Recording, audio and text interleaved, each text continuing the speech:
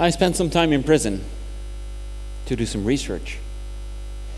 I was able to go home. But many people over there are locked up for years. And then the question is, who do you want those people to be when they get out of prison again?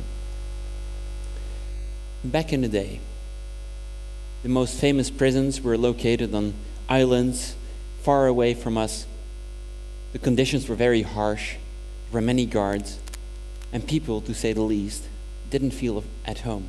Well, of course not. It's not a place to feel at home, right? Prisons have evolved, however.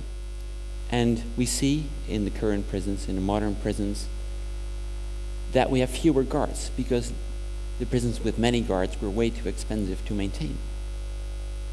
But the purpose of a prison still is the same. You want to lock people away so they have to pay for their deeds, and at the same time you will prevent them from doing harm again. However, if you look at a simple prison cell like this one, well, what would you do if you would be in such a cell? There's nothing to challenge yourself. There's no space for personal development. And it is very boring, obviously. Luckily, I might say, the Dutch prison cells are a bit more advanced, a bit more luxurious, one could say. Some people say, ha, they're like hotels. You know, they have private televisions. They have a personal television. That is like a hotel. That is not a prison. That's not a sentence. But those people forget that introducing the personal television has caused the largest cost reduction in history for the Dutch prison system. The largest cost reduction. Well, there are many ways in which society evolves, and here you see a body scanner. This is adopted by some prisons, just like at airports. So people, well, obviously inmates become more innovative. They want to bring in forbidden goods, and we try to stop them. But this is not the only way in which society has been evolving. How many Facebook friends did you have 10 years ago? Or how many Twitter friends did you have 10 years ago? None. Of course not. Facebook and Twitter didn't exist. How many mobile phone contacts did you have 20 years ago?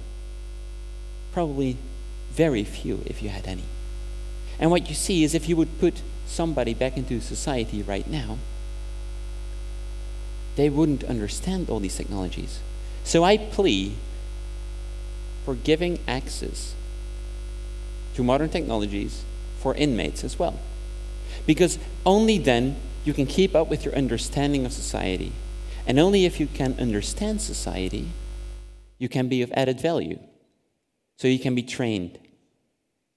And once you get back in, you can provide yourself a means of living.